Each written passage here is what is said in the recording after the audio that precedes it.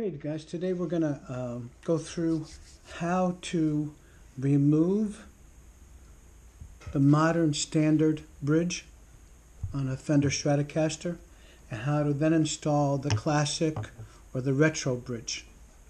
The modern bridge, as you can see, is held on by two pins right here and actually pivots up and down. I have taken off the springs off the back, and of course the strings I've taken off also, just real quick. So I've taken the springs off the back, which you should be able to, figure out on your own there. And without the strings, and when that's all done, this actually just sort of pivots and it pops right out. So this is our modern bridge that came with the guitar. This is a 2006 Indonesia Squire. And what I'm going to do is I want to replace it with a retro bridge, or what you'd consider a classic bridge.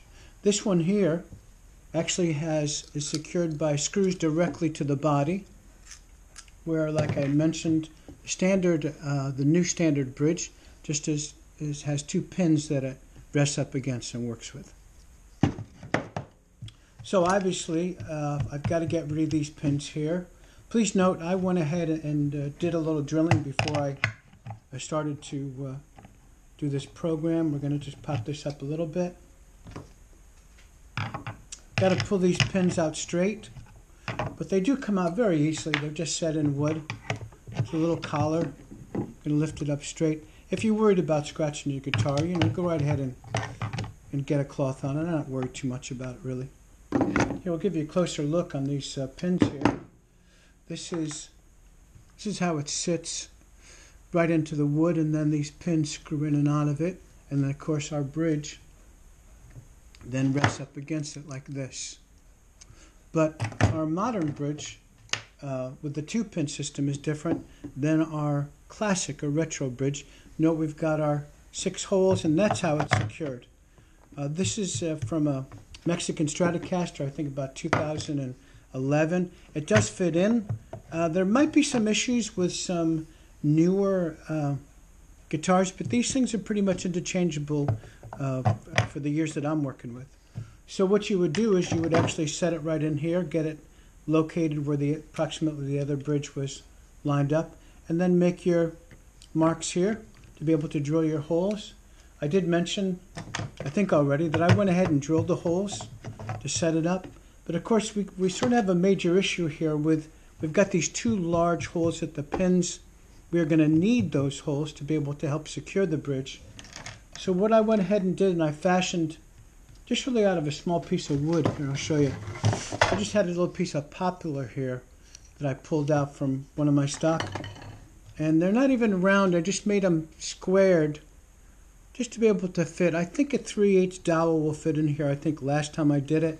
But for right now, I think those pegs are going to do just fine for us. I would tap this in just a little bit. That's moved down. And then I'm going to rest my bridge in here. And then I'm going to start to put my screws in. It's really a simple process.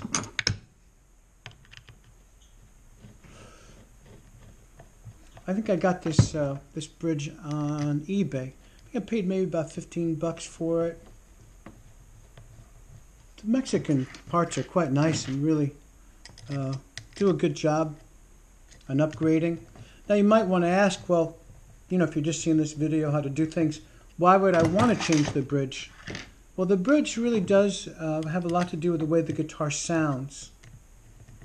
And this classic bridge, a retro bridge, is going to give it a little more of a old 60s, early 70s type of sound, where the modern bridge, of course, gives it, I guess, what you would call a more modern sound, if that's how you would put it. Please note, I'm not using I did use a drill to drill the holes into the guitar, but I am putting these in by hand. I did use this DeWalt, this 20-volt one, just picked it up. It's really nice, very nice. And I'm going to just screw these in. It does really go in quite easy. I wanted to mention on this is a Squire Strat Indonesian. It's a standard model. and what I did not know until I actually purchased one, and the quality is really nice on it, is these pickups that it comes with it. These are Alnico pickups. On usually the less expensive guitars, they don't have these Alnico, and I'll tell you what the difference is. Well, eventually the difference is sound, but an inexpensive guitar pickup will have 2 rail magnets tucked underneath these, and those magnetize the poles. These, though, these poles are magnetized individually, and they call it an Alnico pickup. It's really a sweet sound on these guitars. If you picked one of these up, I think you'd be surprised. Note with this bridge, I'm not tightening. I don't take the screws and screw them all the way down. I leave about a 1/16 of an inch, maybe a 32/2 of an inch. I'll adjust a little bit, but just where it looks like I've got some play. I'll show you why, because that's got to be able to pivot up, right? That's got to be able to pivot back and forth just like the other one. And I'll have you come over and take a quick look at it. See? I might drop them down just a little bit more. To go back to the pickups just for a minute as I'm adjusting this, you might ask, well, how do you tell if you've got Alnico pickups in the guitar? Well, you can tell by the Alnicos, they just cut off really sharp. They've got these sharp edges on it, and see how they're staggered. That's usually how you can tell. It's going to have a very shiny top, but they will not be rounded. These will not be rounded at all on the edges. They'll be very sharp. When you put your finger on it, you can really feel that edge. Now, I think I've got my bridge set in pretty well, right? Pretty easy. Not a big deal. It will change the sound of your guitar. And then, of course, I'm going to put my springs back in, right, in the back. And then I'll get my strings back on it, and I'll be good to go. Thanks for your time today, guys, and I will catch you on the next project.